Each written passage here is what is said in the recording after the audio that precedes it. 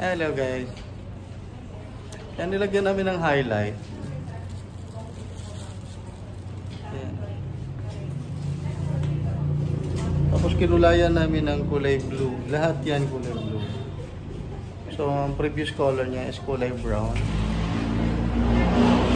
Nagano ka pa, no?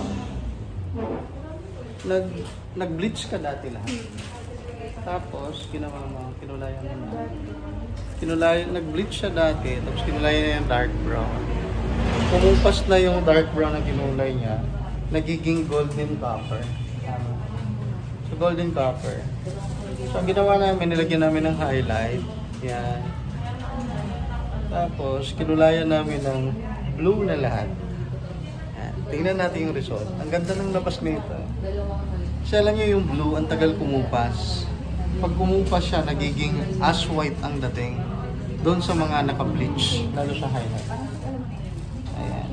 Tapos yung mga brown or black ang buhok mo, pag kinulayan ng blue, nagiging matte green. Parang ash green ang dating. Or matte green, parang gano'n. Tingnan natin ang result namin.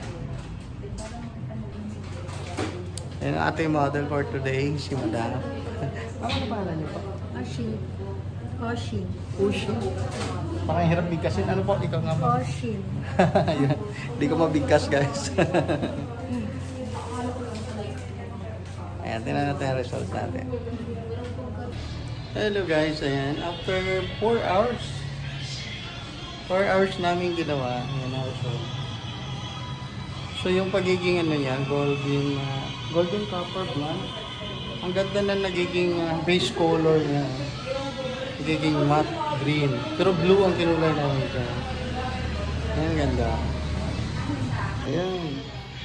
Oh, ang ganda ng kulay.